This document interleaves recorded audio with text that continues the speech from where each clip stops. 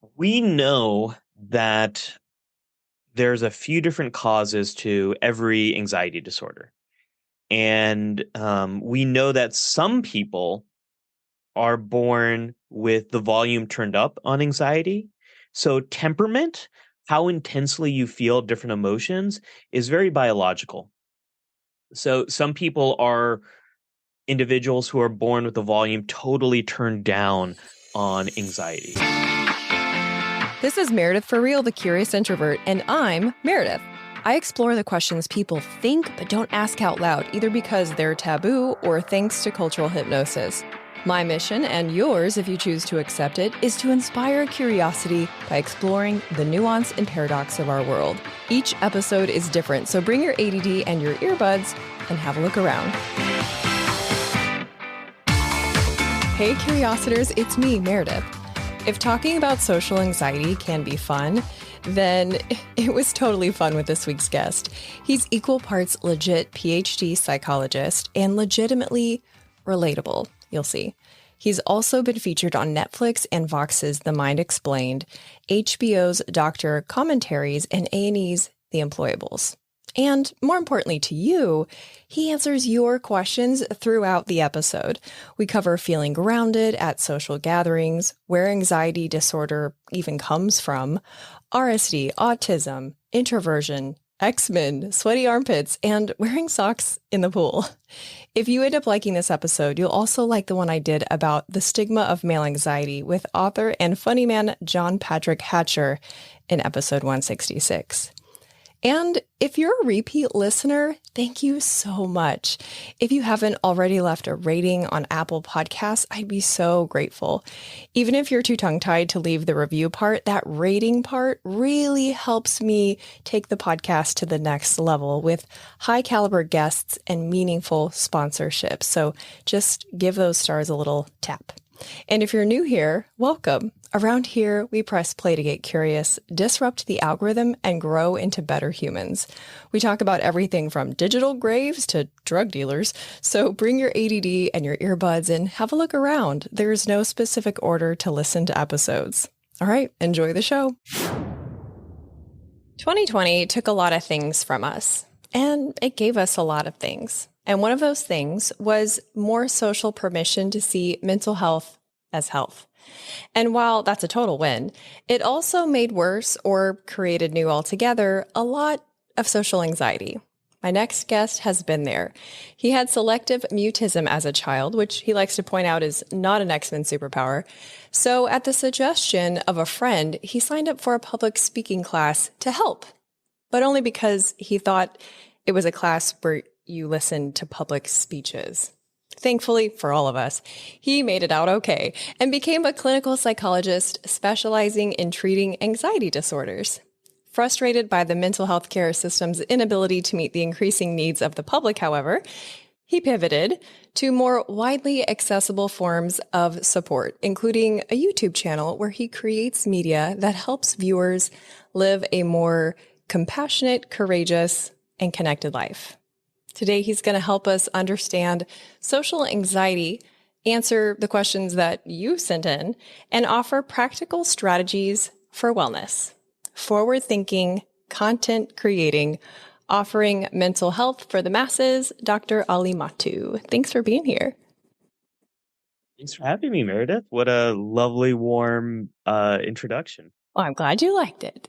I think we may want to I love the X-Men part, actually. That's in my heart. I love X-Men so much. So the idea that, that was a part of your story just means we're on the right path to co-create, I think. When I discovered that term, selective mutism, it sounded so cool.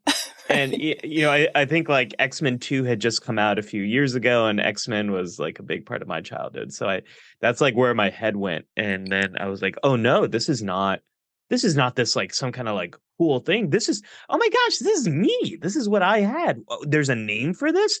There's a thing. I'm not weird. I just had this thing. What?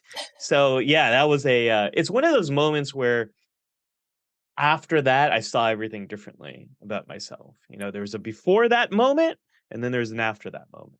Yeah, that's so true. I have felt that way about ADHD, like, Oh yeah. not being diagnosed formally my whole life, and I'm still not formally diagnosed, but like, it's actually through this podcast, learning about how it presents in females, how it presents in adults, and looking back going, wow, you know what? Life makes a lot more sense now. It kind of proof like labels can be very helpful as long as you don't over identify with them.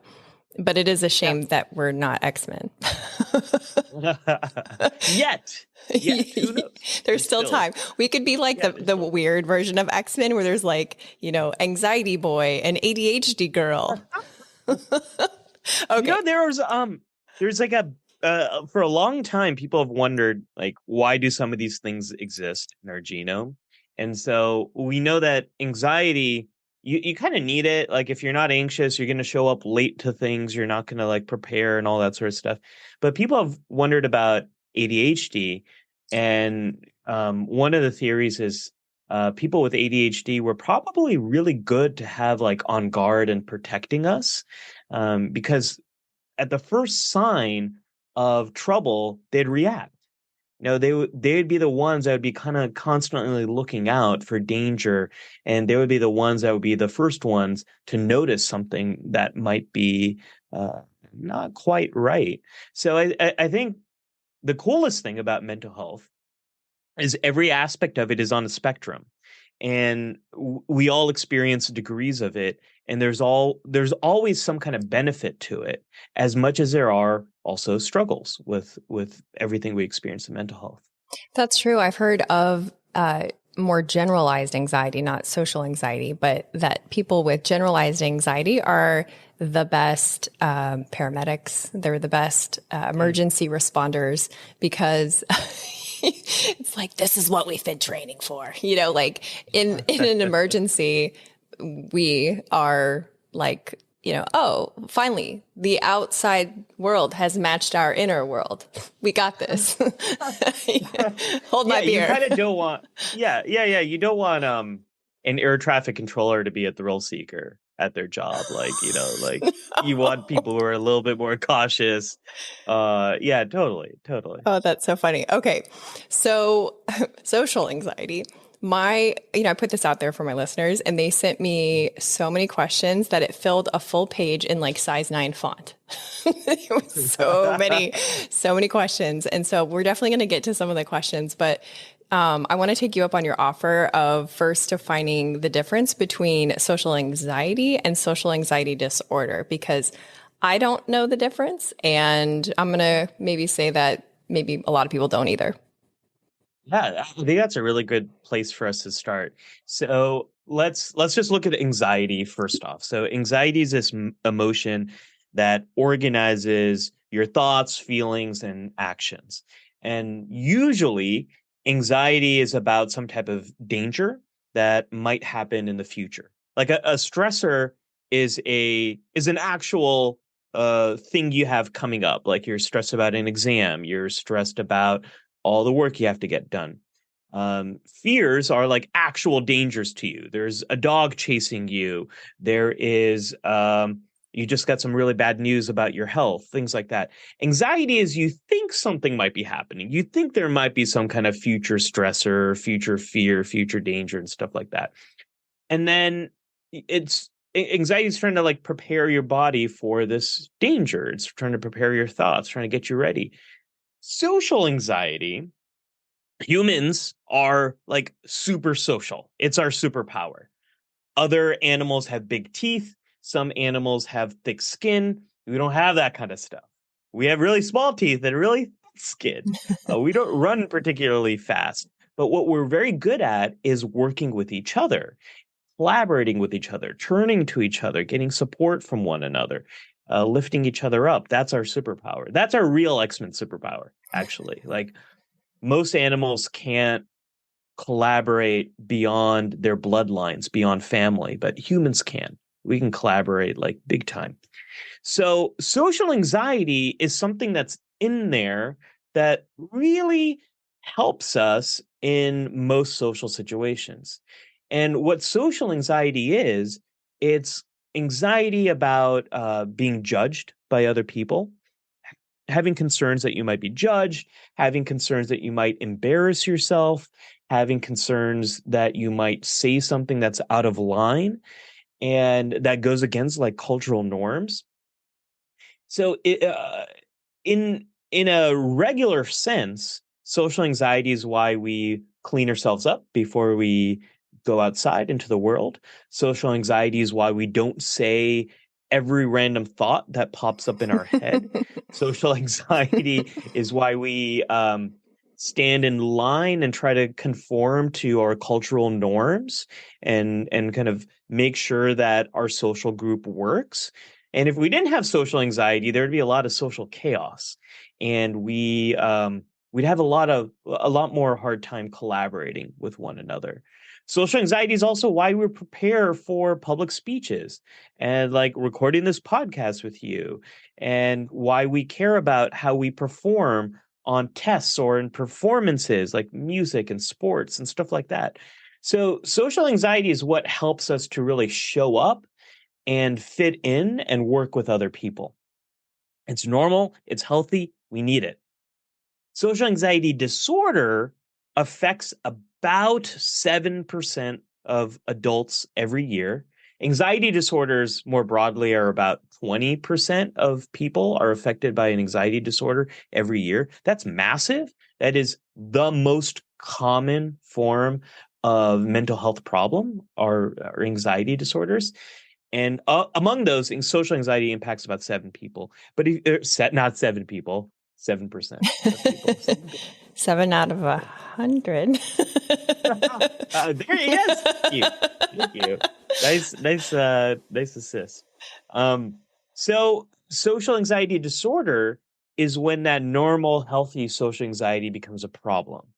And it's when your social anxiety is limiting what you can do in your life. Maybe you start avoiding important things that you need to be able to do. Like maybe you're avoiding those class presentations, or maybe you aren't able to do everything you need to at work. Maybe you can't go to the corner store and get the supplies you need because you're so anxious about interacting with strangers. Or what also can happen with social anxiety, it's not that you're avoiding these things, but you can do them, but you do them poorly. So, for example, let's say you have to take a test and you're so anxious about how other people are going to judge you and how the teacher's going to see you and stuff like that, that your mind just goes blank. Like you've studied this stuff, you know this stuff, you show up, it's all gone because anxiety it restricts your attention, it limits your thinking, it exaggerates danger. And when we need to perform on a test, a musical instrument, a sport, or public speaking, sometimes if you have social anxiety, your performance just plummets because you're so anxious about it. So basically, social anxiety disorder is when your social anxiety is impairing your life. It's limiting what you can do. It's making it very hard for you to do the things that you want to do. How would a person know if they have social anxiety disorder or generalized anxiety? Yeah, generalized anxiety is something that the most common symptom of it is when people experience a lot of worries. They have a lot of worries about a lot of different things. So it's not just about interacting with other people, but it could be about your finances. It could be about the future. It could be about your relationships, about your health, just like day-to-day activities, errands, tasks you have to do. And so you have a lot of different worries about a lot of different things. Maybe it's hard for you to make decisions. Maybe you feel a lot of tension in your body. You feel you struggle very much with stress. Like generalized anxiety is about a lot more different things than just social situations. Another way to do this is I would always ask people, what are you afraid people will think about you? I'm afraid people will think I am. If you have social anxiety, if you struggle with social anxiety, first off, because there's a lot of people who don't meet full criteria for social anxiety disorder, but they really struggle with it.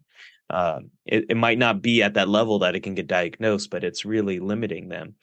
So if you struggle with social anxiety, and I ask you that question, I'm afraid people will think I am.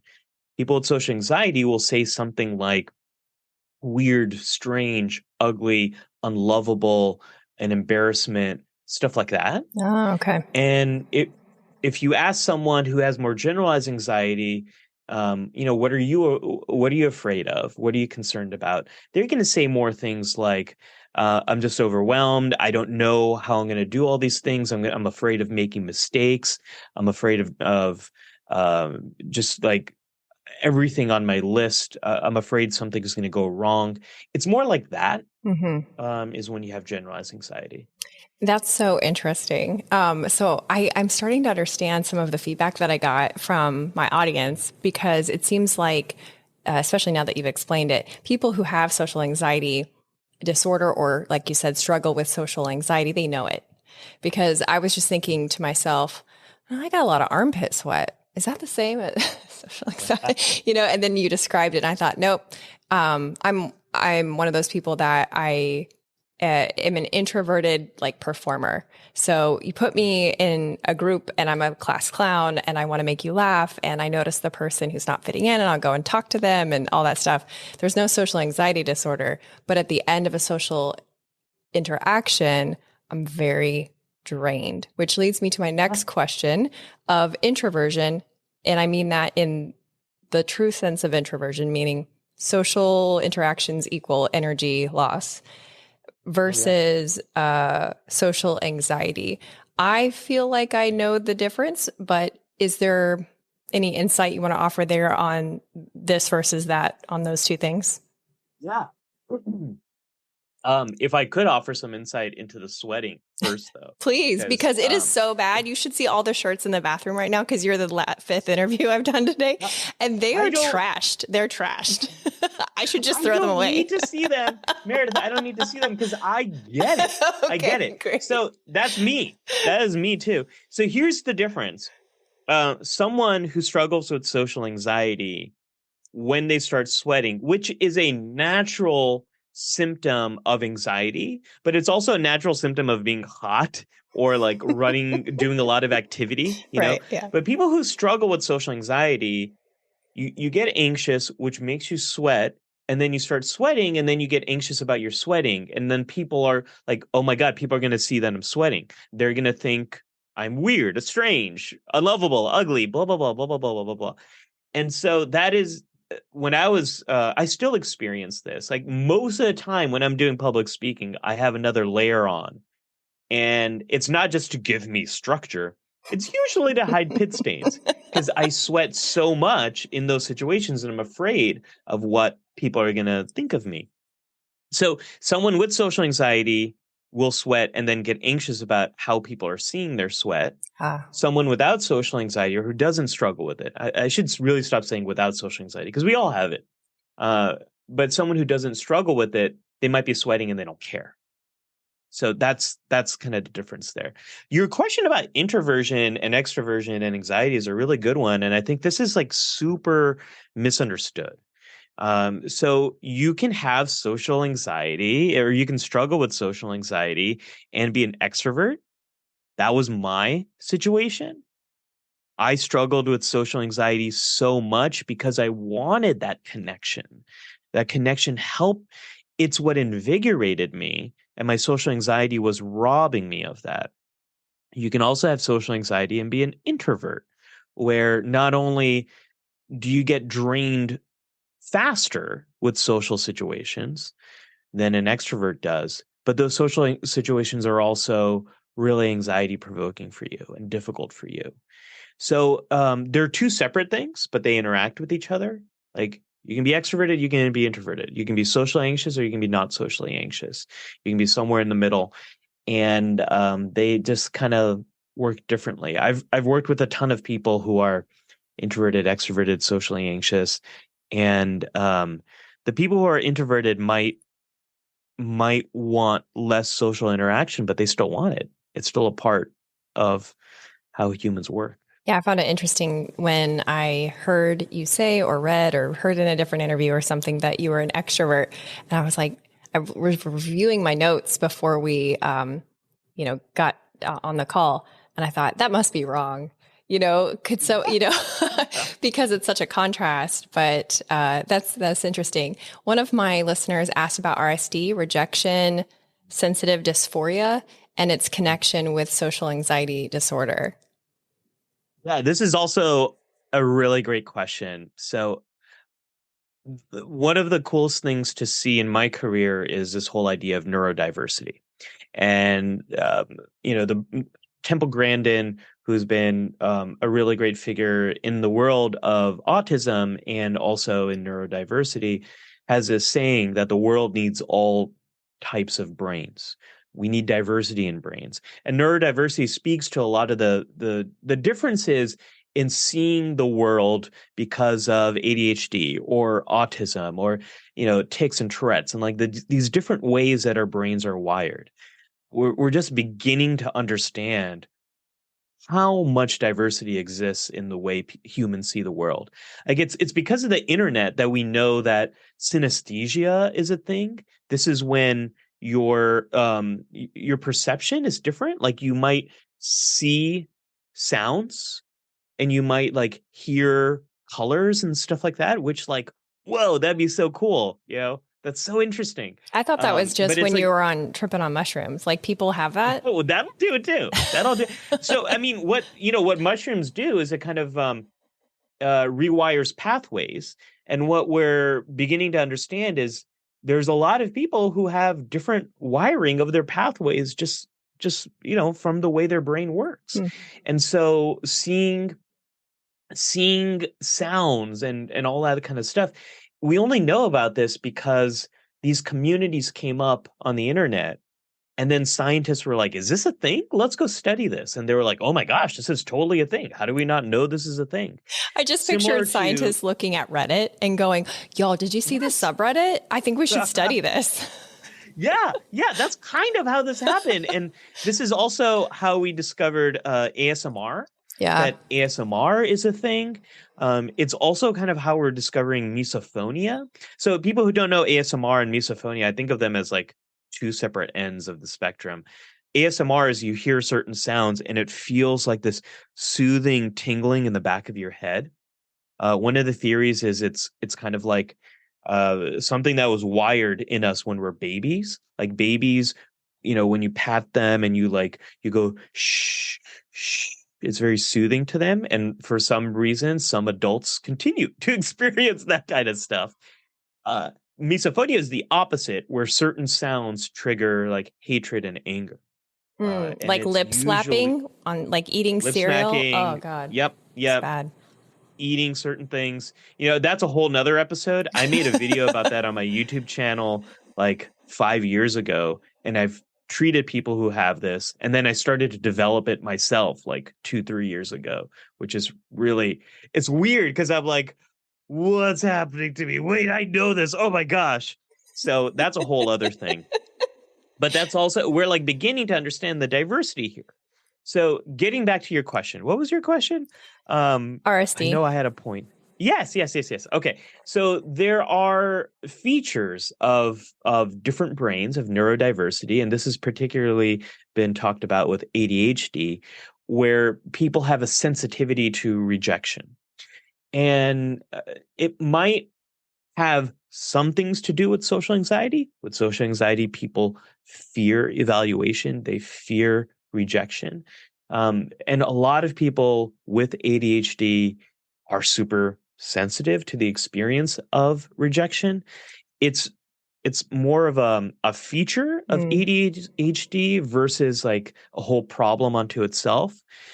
Some people who have this have anxiety about social situations. Some people who have this don't have anxiety about social situations.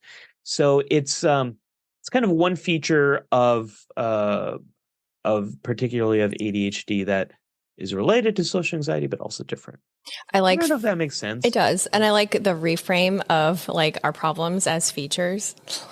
Yes. Like when we meet someone, like let me show you my new car and all its features. I'd be like, hi, I'm Meredith. Let me show you all my features as I'm like crying.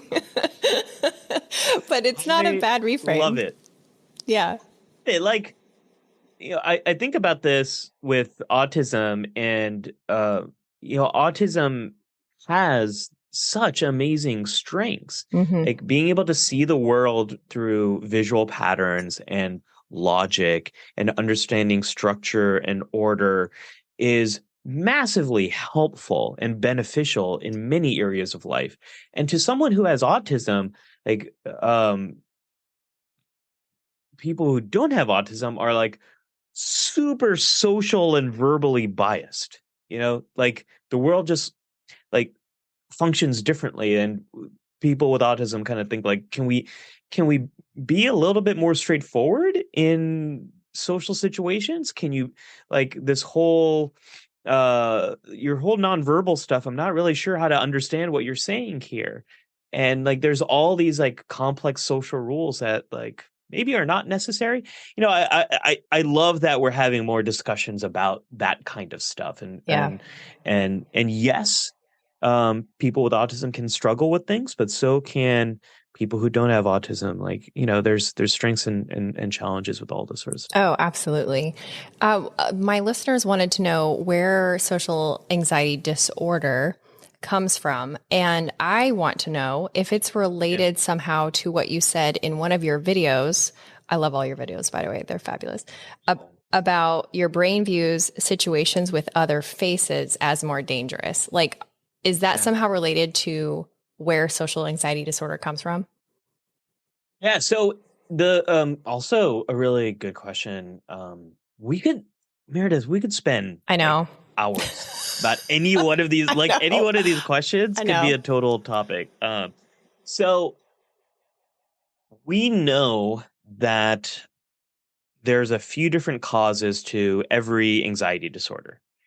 And we know that some people are born with the volume turned up on anxiety.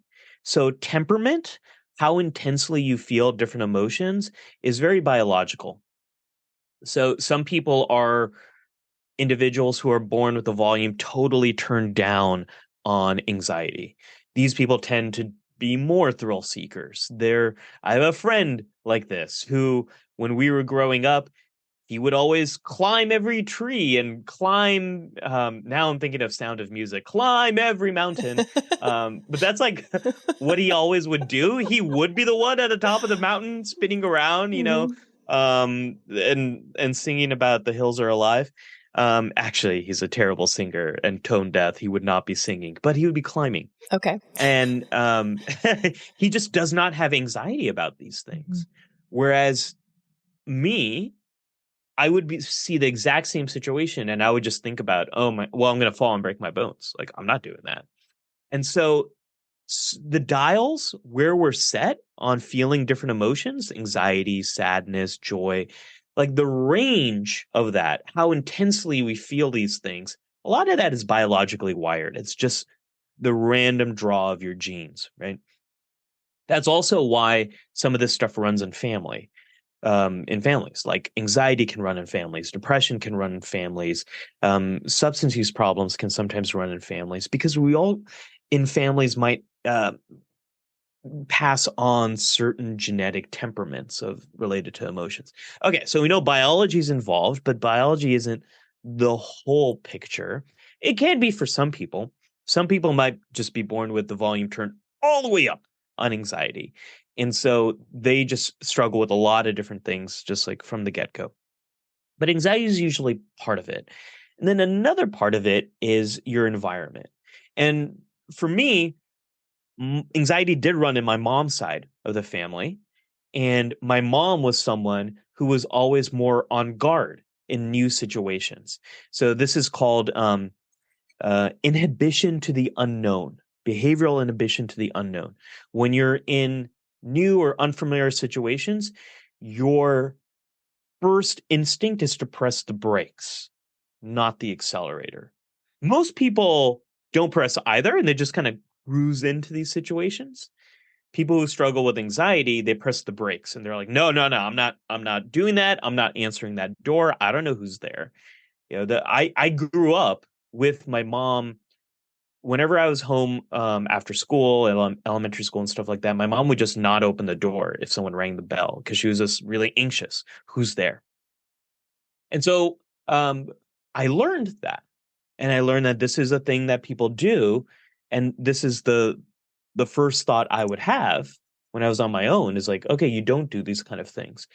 So you have genetics, you have the family and what you learned in the family, and that impacts then your skills and how you learn to navigate these things and all that sort of stuff. And so I was someone who just didn't seek out a lot of new social situations because of what I learned in my family. My dad was super outgoing and always like very gregarious and extroverted and all that sort of stuff. But I spent a lot of time with my mom. So I learned a lot of that kind of stuff. And like temperamentally, my mom and I were very similar in that way. And then you also might have some really important events that you go through. So two things that stick out. There's like I could give you a ton of childhood memories. This is not my therapy session, but I could give you a lot. How do you feel about that? Oh, anxious. I'm sweaty, Meredith. Don't you see these pit stains? Yeah, I've got my extra layer too. Extra safety behavior. Yes. Just kidding. This is actually I'm talking to a PhD jacket. I only wear this when I'm talking to a PhD. You're welcome. Well, we kind of have a similar color scheme going here. We do. We both do. have this like salmon-ish pink. But I call that the therapist sweater. And this is my PhD jacket. This is I dropped out of community college and I'm compensating. We're going to take a quick break to hear about those who support the show. When we come back, you'll hear where social anxiety disorder comes from, how to feel grounded at large gatherings, and the wet sock story. If you ever wonder where I find guests for the show, the answer is it varies a lot. And since it's something that gets asked a lot, I started including the backstory of each episode in my Monday emails. And then on Saturday, I share cliff notes and clickable links in case what you heard was so good you wish you could have taken notes. If you want to be included, text REAL to 66866 if you're in the US, or go to meredithforreal.com if you're elsewhere. If you're listening north of the state of Georgia, mosquitoes are not top of mind right now. But if you're in the Florida Panhandle or Gulf Coast of Alabama, you're already dusting off your grill and citronella candles. Make life easy for future you and get your property scheduled for a mosquito treatment with Insect. I've been using them since 2019 and they continue to impress me. They guarantee their work and pollinators are always top of mind. Check them out at ensec.net. If you watch the show on YouTube, then you see the beautiful backdrop of Trader John's, the exhibit where I record the show inside the Pensacola Museum of History. This is just one museum under the umbrella of the UWF Historic Trust. If you're planning a trip to Pensacola and need an indoor activity option, pick up a ticket. It's good for a whole week. Get your tickets in person so you can show the agent one of my emails and get $2 off an adult ticket. Now back to the show. Remember to stay till the end where I give you a sneak peek of next week's episode. So if I'm hearing you correctly, like basically social anxiety disorder is a combination of nurture, nature, and I think you're about to get to like trauma too. And am I right? Yeah. It could be like a big T trauma, or it could be like a small T trauma. Okay. That's not a clinical term. I'm just saying like you could go through very traumatic experiences, or you might just go through anxiety provoking experiences. Right. This girl I really liked in second grade invited me over to her birthday party. I didn't realize that at the time, but she invited the entire class. So I thought I was all special, but she invited the whole class. It was a pool party. I showed up. A lot of people were out there. I jumped in the pool, and then everyone was pointing and laughing, not because what you'd think happened, but just because like I forgot to take my socks off. I jumped in the pool with my swim trunks on and socks on, and everyone thought that was funny. And then for a long time, I was known as like, the wet socks kid. And that terrified me. And I stopped going to birthday parties for a long time.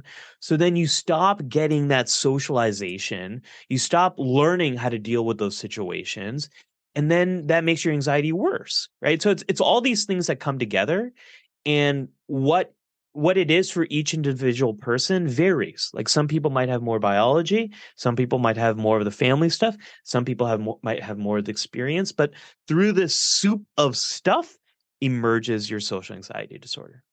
Wow. Okay. This, I'm so glad we started with this because I feel like this lays a really nice foundation for the myriad of questions I'm about to fire at you because understanding Let's do it. let's do it. Okay. So the first kind of category of questions was understandably about public gatherings. And one of the listeners, he's actually a really big YouTuber as well. And he says, why is it that I love people and I love being around people? And he does. I know him. But whenever I go to public areas like the public courts to play pickleball, my anxiety is nearly crippling. Yeah. Yeah.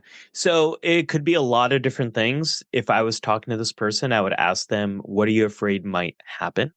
And that'll probably answer the question. Some people have social anxiety, have it more around people they know.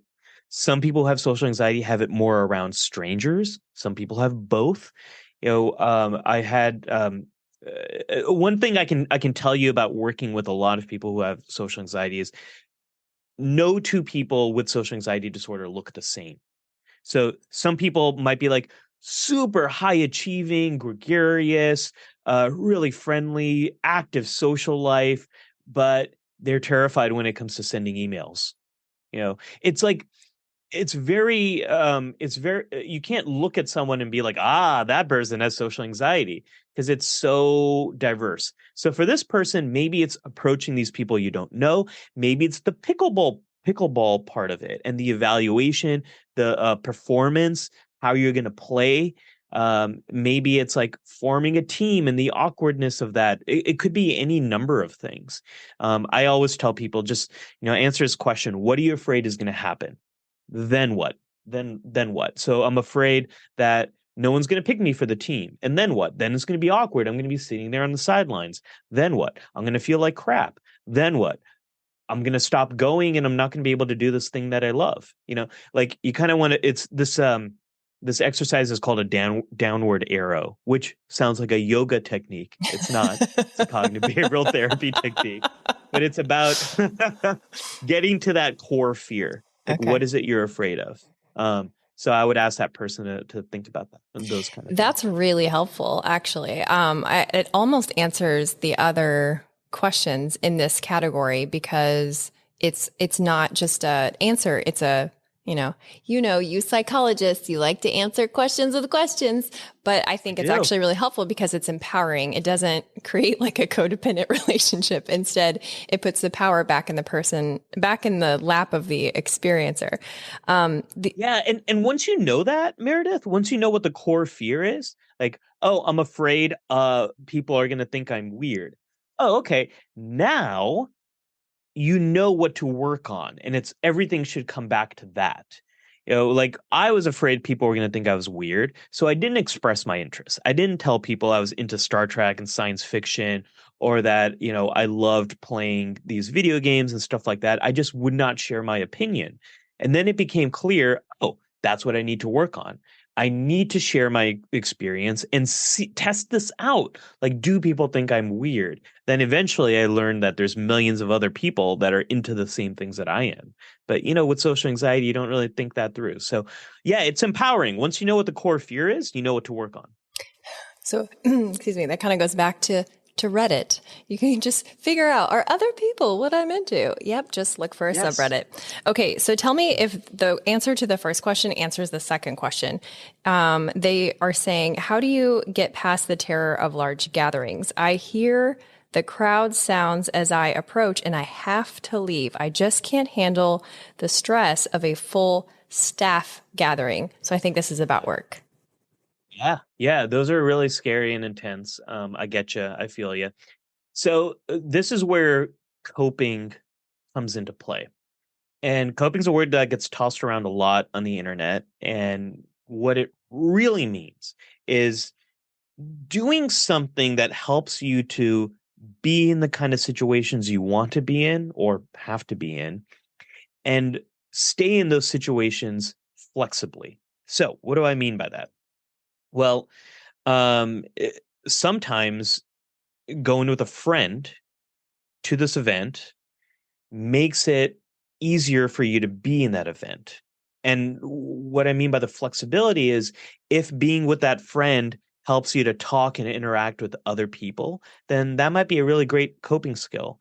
But if going with a friend, then you're stuck and kind of like holding on to that friend. And if they like turn around, you're like panicking, then maybe that's not such a good coping skill. Similarly with like a cell phone, maybe going into that environment and texting with a friend helps you to be in there. But if you get stuck in it and you can't look away from the phone, then you're not being flexible in that situation. So what to do is find a way to cope that is working for you right now. And what works for you right now might be different than what worked for you a year ago or what will work for you a year from now. But find something that might help you. Maybe that's like a grounding skill. I love 5, 4, 3, 2, 1. Look at 5 different things in the environment, touch 4 different surfaces, listen to 3 different sounds, notice 2 different smells, and then observe the taste in your mouth. There's something about our senses that can kind of totally ground you in something. I like that. Yeah, it's an amazing skill. And maybe there's another person you can go with. Maybe you can have a game plan of who you're going to talk to, what questions you're going to say. Find ways to make that larger thing something smaller that you can cope with and hold on to and feel grounded. Mhm. And it's going to take some experimentation to figure out what that is and what will help you in that moment. Yeah. Maybe you can go late. Maybe you want to go early. Mm. Maybe sit in the back. Maybe sit in the front. What are ways that you can make this massive source of anxiety something that's a little bit smaller and something that you can tackle right now? I like that. We've talked a lot on the show about tools in your tool belt, and not every tool works every day. It doesn't mean you throw away the tool. Yep. You just pick up another one. I want to move on to 2 questions about supporting loved ones. And because I think, it's just, I got a lot of messages from parents, and I know in your past life you specialized in child and adolescent anxiety as well. So this person says, although their child is not really a child, how can I help my 32-year-old son who only leaves the house to go to work and shuts down if I try to talk with him about his further plans? Yeah, that's a really great question too. Gosh, your community has some amazing questions here. So, this is actually something I'm exploring a lot in my podcast. Inside Voices with Dr. Ali. Subscribe where you get your podcasts from. And what I've come to believe is social support, which is feeling supported by other people in the way that you want to be supported, and also us showing up for other people in the way they want to be supported. I think this is the skill for navigating all of our mental health crises. Like, it's the essential skill. We can't do anything else without social support. Again, humans are wired to support one another. And so in this situation, your child is going to work, and then after that, kind of like shutting down, you're not able to talk to him about these kind of things. Okay. People like to be supported in different ways, in different situations. Sometimes we want to talk about all the stuff going on in our life. Sometimes we don't want to do that at all, and we want to go watch a movie, and we want to get a little bit of a break from all the stressors of our life. Sometimes we want to play together. We want to go play basketball, pickleball. We want to go play a video game together. It sounds like your son might be in a place right now where they don't want to. I'm assuming son. Was it son? Yeah, it's a mother and a yeah, son. okay. Yeah. I'm assuming your son is in a place where they don't want to talk about the stressors. That's okay. What's one way that you can both spend time together make your son feel supported in the way they want to be supported.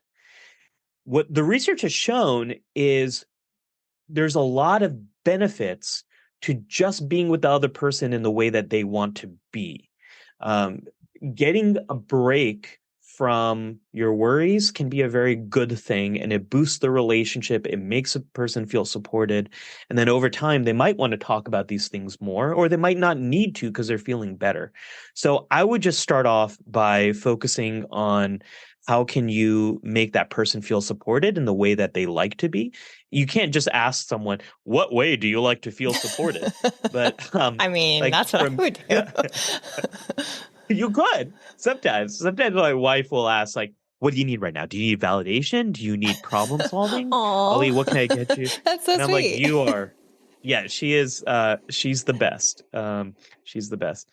And so the easiest way to figure that out is, what do you notice that helps this other person to feel better? The very first episode of my podcast, I talked about how I went through this postpartum last year, and after my second child was born, and the thing that helped me the most was one of my friends coming over along with his wife, and his wife helping out hold our newborn son, so that my friend and I could go see Top Gun Maverick. It was like the first time in a very long time I got a break. I got to go outside the house. I got a break from family and changing dirty diapers. And I experienced something that got me out of my head. Mm-hmm. And that is exactly what I needed in that moment. So find what it is that might help your son to feel better, and then build from there. Okay, I actually think that answered the next question. I know we're running out of time. And although, yeah, you're not wrong. We could definitely like spin off in all these directions and make superheroes of every single situation. I'm going to ask the question just because I do feel like you answered it, and I just want to check in to see if I'm right about that. And then you can just simply say, yep. And then I'll move on, because there's some really incredible questions that I want to get to before we have to wrap up. So this person wants to know how you can help someone who is struggling in a social situation without drawing attention to them. And I thought that was such a good question. And you may have answered it by like basically the ministry of presence, like being with them. But if I'm wrong, tell me. Yeah. So I think the answer to that really depends on if you know this person or not. And if you know this person, then you can talk in advance with them about, what'll help you in this moment. Maybe just me being there, or what if I start the conversation and then you can join in, or what if, I'm just like a smiling face that's sort of nodding along. So that conversation or that type of support happens best if you talk about it in advance, or you can talk about it after. Like if it goes poorly, you can ask the person, hey, I really want to be able to be there for you the next time this comes up. Like, what do you think would have helped? What can I do? I like and if that. the person's overwhelmed, give them options. Like, Yeah. do you want me to jump in? Do you want me to, or do you want me to do this? That's a lot better usually than asking like, how can I help? Right. Because people are stressed, anxious, nervous, they have ADHD, they're depressed. Like they're not in a place to give you suggestions on how you can help them. Thank you for creating more work for me. Yeah, right? exactly. Yeah, that's so true. I love a good 2-choice option. Like sometimes I tell my husband that, he's like, it's always about something stupid, like where we're going to go eat. And I'm like, give me 2 choices. Pretend I'm a child. I need 2 choices. Do I want a blue crayon or do I want a red crayon? Okay. Okay. So here's. I call that the what's on Netflix problem. Like, oh my gosh, this is overwhelming. But Meredith, if you don't know the person, then the answer is more tricky. And then anything you can do to help that person just feel grounded in the moment and supported is the best thing you can do. It'll take experimentation though, because you can't read their mind. Yeah, that's so true. You can check in with them. Hey, how are you doing right now? You seem like you're kind of overwhelmed. Is there? My friend runs a nonprofit for kids a swim team, and a lot of her kids have autism. And because a lot of them have trouble with feeling words, she uses a number system. And like 10 is shit, although they're kids, so she doesn't use that word, not in front of them. And then 1 is like you're Superman, or maybe it's, I don't know, maybe it's reverse of that. But anyway, she like alters it. Okay, so here's the question that I thought was so good that I have to ask you before we sign off is, this listener says, can you please comment to the socioeconomics of therapy and how the BIPOC and queer communities face unique stressors affecting mental health as it relates to social anxiety? Yeah, that's a really good question. Oh my gosh, I've said that to every question, Meredith. Oh my gosh, these are all very good questions. There's a difference between a true alarm and a false alarm. So if you're a Black American, the police are a true alarm for you, because what our experiences have shown us is people who are Black, especially Black male Americans, are more likely to be the victims of police brutality in the United States. So it's not, you don't have social anxiety if you get anxious around the police and if you're a Black American.